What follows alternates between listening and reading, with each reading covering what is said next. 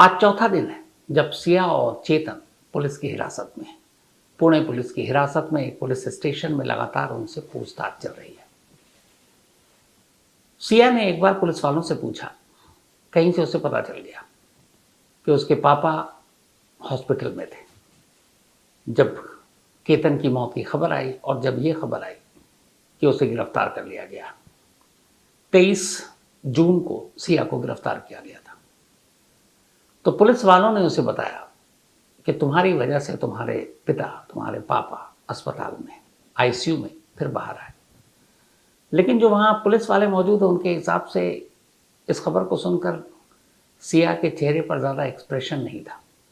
यानी क्या इस खबर को सुनने के बाद उसने महसूस किया, नहीं पता चला। जिन पुलिस वालों ने ये बातें की, उनके हिसाब से वो पता नहीं लगा पाए। सिया का भाई भी कल पहुंचा था उसी पुलिस स्टेशन में जहां उन्हें रखा गया है, लेकिन आमना सामना यह मुलाकात नहीं हो पाई। लेकिन इन 4 दिनों में सिया और चेतन ने कई बार अपने बयान बदले, पर इन 4 दिनों का अब तक का जो निचोड़ सामने आया है, वही कहानी आपके सामने रखने जा रहा हूं। 18 जून की सुबह 10 से 10:30 के दरमियान केतन की मौत हुई थी धक्का देकर। जब पुलिस ने सिया और चेतन के कॉल डिटेल खंगाले तो अजीब हैरानी हुई।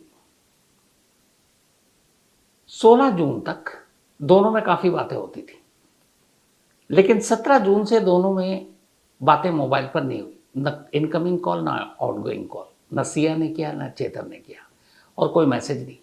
वैसे भी सारे मैसेजेस व्हाट्सएप के, टेलीग्राम ऐप, बाकी सोशल मीडिया के सिया के मोबाइल से भी गायब है और चेतन के मोबाइल से भी गायब है। इन्होंने सब कुछ डिलीट कर दिया, क्योंकि इन्हें शायद शक था कि कहीं पुलिस पूछताछ करते हुए इनके रिश्तों के पीछे इनके मोबाइल तक ना पहुंच जाए। तो सारे डिटेल, सारे डेटा दोनों के मोबाइल से डिलीटेड है। इवन जो रिसाइकिल बिन है, डिलीट आइटम से भी डिलीट कर दिए गए हैं। फॉरेंसिक टीम उसे रिकवर करने की कोशिश कर रही है। लेकिन जो सामने आई बातचीत वो ये कि 17 जून को दोनों जब कैफे में मिले थे, उस दिन भी दोनों में कोई बातचीत नहीं हुई। यानी ये दोनों 16 से इस बात की एहतियात बरत रहे थे कि उनका कॉल डिटेल या उनकी कॉल डिटेल, लोकेशन, ये कहीं एक सबूत के तौर पर सामने ना आए। इसके बाद 18 जून को केतन की मौत होती है। 18 जून को भी दोनों के बीच कोई बातचीत नहीं। 19 जून को भी नहीं, 20 को भी नहीं, 21 को भी नहीं, 22 को भी नहीं, और 23 को गिरफ्तारी। यानी जो लोग दिन दिन में, एक एक दिन में 10-10, 20-20 कॉल करते थे, 18 जून से लेकर 22 जून तक दोनों एक दूसरे से कटे हुए थे, और इस दौरान दोनों मिले भी नहीं। क्योंकि एक तरफ मंगेतर की मौत हो चुकी है, सारा परिवार इकट्ठा है, और हर एक की नज़र में उस वक्त सिया है, क्योंकि शादी से पहले ये पहाड़ टूट पड़ा था, सबको हमदर्दी थी। तो बाहर जाने या फिर चेतन से मिलने का मौका भी नहीं मिला, और दोनों मिले भी नहीं। लेकिन असली कहानी जो पूछताछ में सामने आई है, वो अपने आप में बड़ा हैरान करने वाली है। चेतन और सिया जब मिले और सगाई हो गई, तो भी ये था कि अभी वक्त है, शादी में टाइम लगेगा। लेकिन अचानक सुगबुगाहट सिया के घर शुरू हो गई कि जब सगाई हो गई है तो अब केतन के घर वाले चाहते हैं कि शादी जल्दी हो जाए, क्योंकि केतन की उम्र भी 26 साल हो चुकी थी। तो वो लोग चाहते थे जल्दी हो जाए। हालांकि सिया के माँ बाप इतनी जल्दी में नहीं थे, क्योंकि सिया भी 19 की थी तब तक, 20 की तो वो 19 जून को हुई है। लेकिन केतन के घर वालों का ये था कि शादी अब हो जानी चाहिए जब सगाई हो गई। और यहीं से सिया घबरा गई। उसने केतन से बात की। उसने कहा, देखो सगाई तो हो गई, शादी में भी 5 महीने हैं, 5 महीने में हो जाएगी, और क्या करें।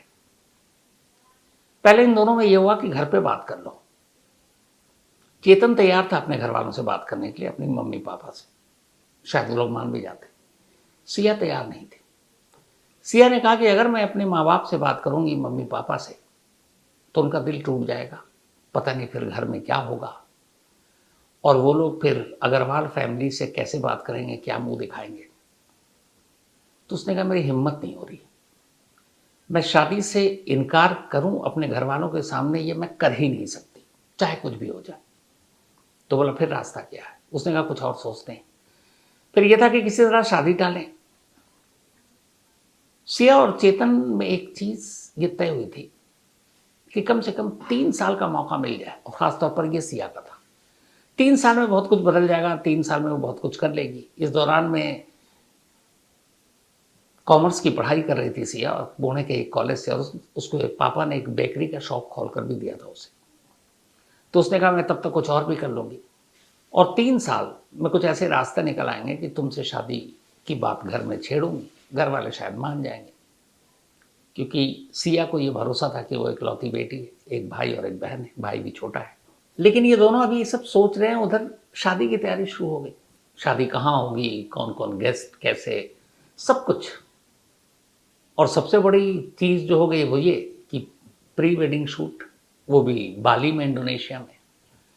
अब चेतन और सिया दोनों घबराए कि प्री वेडिंग शूट भी हो रही है, इसके बाद तो कुछ बचेगा ही नहीं, क्योंकि सब कुछ होने के बाद अगर शादी से इनकार करती हूँ तो फिर घर वाले, मम्मी पापा, रिश्तेदार, उधर केतन के घर वाले क्या कहेंगे, पापा की भी साख और इज्जत चली जाएगी।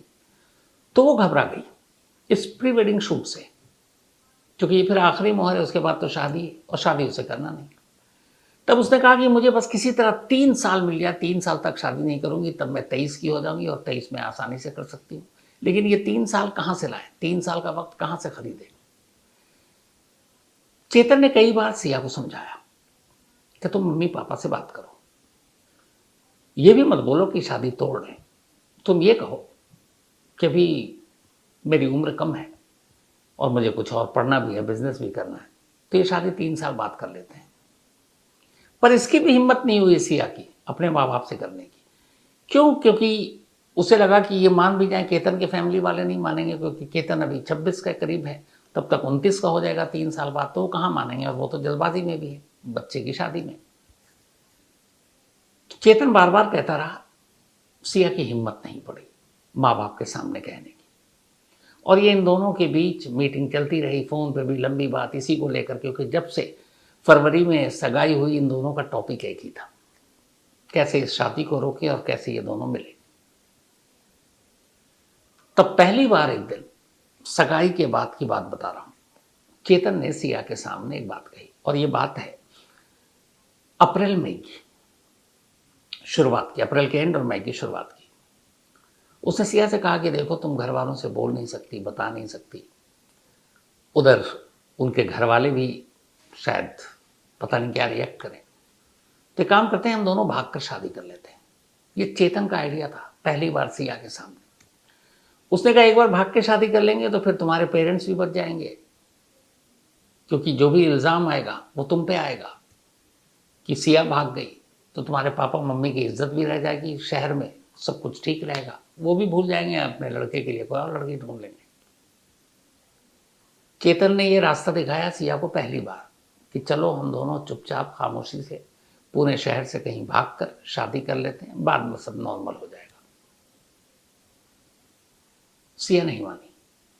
सिया ने कहा कि एक बार भाग के शादी करेंगे, ये भी मेरे मम्मी पापा को ज़्यादा तकलीफ देगा, ये नहीं कर सकती।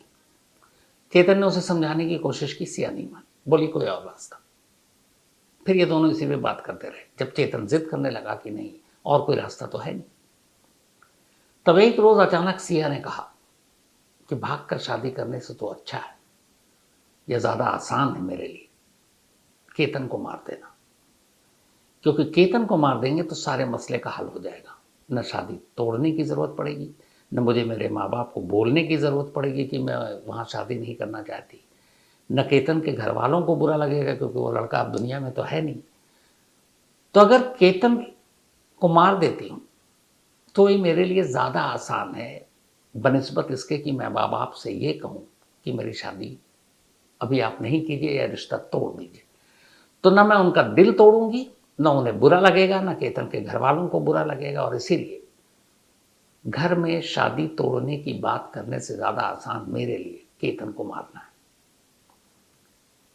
लेकिन जब चेतन ने पहली बार ये सुना तो वो डर गया। उसने कहा तुम क्या बात कर रही हो। फिर धीरे धीरे चेतन के दिमाग में भी ये बात घर कर गई, और उसने कहा कि शायद ये आसान है, इससे किसी को पता भी नहीं चलेगा, और केतन की मौत के बाद वैसे ही रिश्ता खत्म, और इन दोनों का रास्ता खुल गया। लेकिन फिर यह हुआ कि कैसे केतन को मारना आसान तो है, पर कैसे मारना आसान है, क्योंकि इन दोनों को यह भी पता है कि जरा सा भी शक गया तो पकड़े जाएंगे। उधेड़बुन में थे ये कि क्या रास्ता निकाला जाए, कैसे केतन को मारा जाए, कैसे वो एक हादसा दिखे या कुछ और दिखे लेकिन कत्ल ना दिखे, और कत्ल दिखे भी तो ये दोनों दूर दूर तक उसकी जद में ना आए, तो क्या करें। इत्तेफाक से रास्ता खुद केतन ने दिखा दिया। ट्रैकिंग का शौकीन केतन 31 मई को पहली बार अपने साथ सिया को लोहगढ़ किले ले जाता है। वहां उसके साथ हंसता खेलता, फोटो खींचता, बातें करता, और उसी वक्त सिया को वो खाई नजर आ जाती है। और जिस जगह ये खड़े थे, सिया को लगा कि इससे आसान क्या होगा, अगर मैं धक्का दे दूं सबको यही लगेगा कि एक हादसा था। पांव फिसला और वो गिर गया।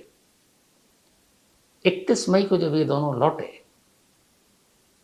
तो दोनों ने पूछताछ में बताया कि 31 मई को आने के बाद पहली बार सिया ने चेतन को यह बात बताई। 31 मई को ही, 31 मई की शाम को उसने चेतन से कहा कि मुझे रास्ता मिल गया, जगह पता चल गया और किसी को शक नहीं होगा और यह हादसा होगा। फिर उसने पूरी कहानी सुनाई। इसके बाद 14 जून को पहली बार मौका मिला, जो इन दोनों ने बताया। 14 जून को जब मौका मिला और सिया ने धक्का दिया, लेकिन फिर भी पेड़ की वजह से बच गया केतन।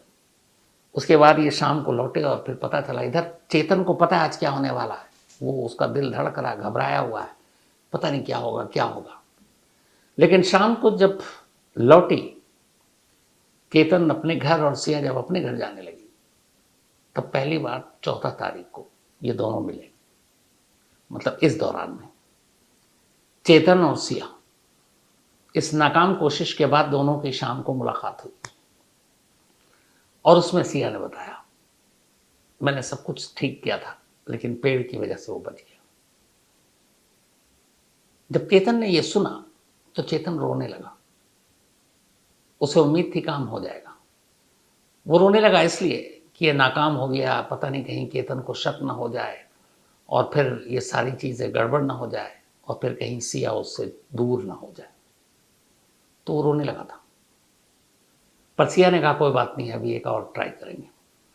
और इसी के बाद जब 18 जून को ये गए, तब सिया ने कहा कि इस बार नाकाम नहीं होना है, तुम्हें भी चलना है।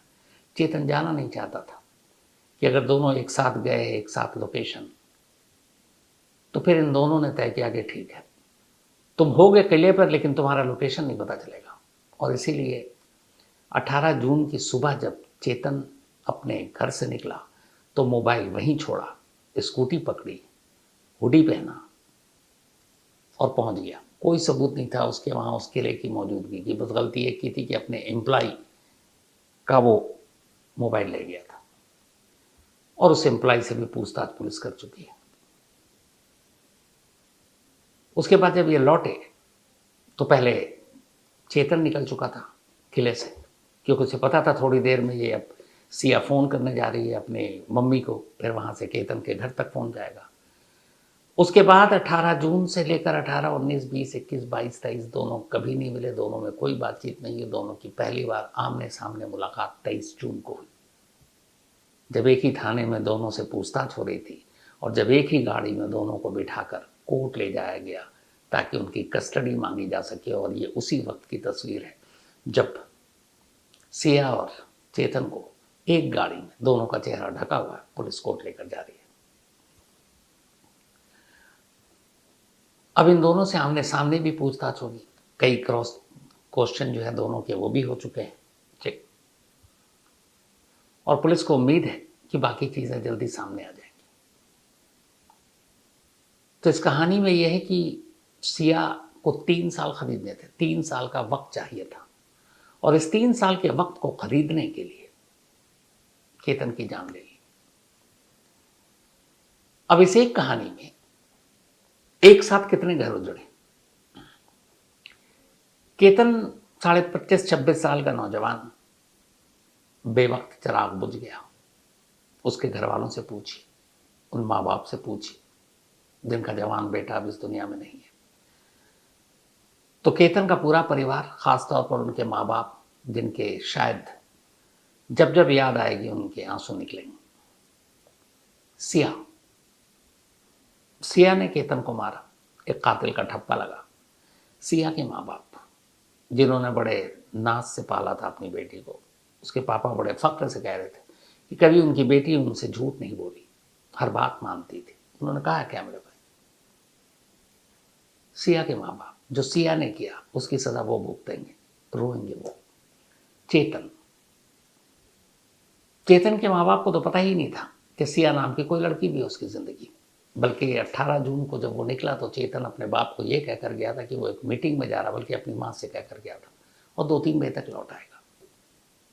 चेतन के माँ बाप पूरी ज़िंदगी अब इसी सदमे में जिएंगे कि उनके बेटे के माथे पर कातिल का कलंक लग चुका है। 3 परिवार, अलग अलग, तीनों के माँ बाप। हम अक्सर बातें करते हैं किसी के बच्चे का कत्ल होता है, जान ले ली जाती है, उस माँ बाप पे क्या गुजरती है। लेकिन थोड़ा गहराई में जाकर सोचिएगा, चाहे वो कोई भी केस हो, सोनम का हो, मुस्कान का हो, और भी जितने भी इस तरह की शादी, सगाई और इसकी साजिश के बीच में किसी लड़के या लड़की को कोई मार देता है, तो केतन के घर वालों को तो जिंदगी भर का दर्द है, लेकिन सिया के माँ बाप का तो कोई कसूर नहीं है, उसके मम्मी पापा का तो कोई कसूर नहीं, क्योंकि उन्हें पता ही नहीं उनकी बेटी बाहर क्या करती है, कौन किस लड़का के साथ घूमती है, कहाँ कैफे में जाती है, क्या इश्क है, क्या प्लानिंग हो रही है। उन्हें तो बस ये है कि उनकी बेटी बहुत अच्छी है। चेतन, माँ बाप को पता ही नहीं, पिता ने पहली बार सिया का नाम सुना जब वो गिरफ्तार हुआ। तो बेशक कत्ल एक हुआ केतन का, लेकिन जिंदगी भर, और कत्ल करने वाला जो होता है और जिसका कत्ल होता है उसके माँ बाप तो रोते ही रोते हैं, और जो कत्ल करता है, जो बच्चे कत्ल करते हैं, उनके माँ बाप भी पूरी जिंदगी उसी तरह से रोते हैं बिना कसूर के। क्या आप सिया के माँ बाप पूरी जिंदगी उसी पुणे शहर में, अपने घर में, पड़ोसियों में, रिश्तेदारों में, दोस्तों में, जानकारों में सर उठाकर चल पाएंगे? नहीं। जिस बिजनेस के जगह है, जहाँ दुकान है, जो भी है, वहाँ बैठते हैं लोग, आते हैं, क्या वो उसी रौब के साथ और उसी तेवर के साथ वो उनका सामना करेंगे? नहीं। जब भी कोई मिलेगा किसी महफिल में या किसी पार्टी में, फंक्शन में, शादी में, चाहे परिवार का ही हो, और जब भी जाएंगे तो लोग एक अजीब नज़रों से देखेंगे कि ये सिया के मम्मी पापा हैं। सेम उसी तरीके से चेतन के माँ बाप। लेकिन सिया के माँ बाप का क्या कसूर, या चेतन के माँ बाप का क्या कसूर, या फिर सोनम के माँ बाप का क्या कसूर, या मुस्कान के माँ बाप का क्या कसूर, लेकिन हम सब उसी नज़र से देखते हैं। कत्ल एक होता है, कत्ल करने वाले अलग होते हैं, लेकिन मरते जिंदगी भर उनके माँ बाप हैं, चाहे वो कातिल के माँ बाप हों या मकतूल के माँ बाप हों। तो इस कहानी में आज इतना ही। अब आपसे मुलाकात होगी मंडे रात 9 बजे किसी नई कहानी के साथ। वैसे कल संडे है, रात 11 बजे आज तक पर अगर आप देखना चाहें तो क्राइम कहानियाँ विद शम्स देख सकते हैं। और हैप्पी संडे, अच्छा आपका वीकेंड गुजरे, यही दुआ है। तो मंडे मिलते हैं रात 9 बजे, तब तक अपना और अपनों का ख्याल रखिएगा। Thank you very much.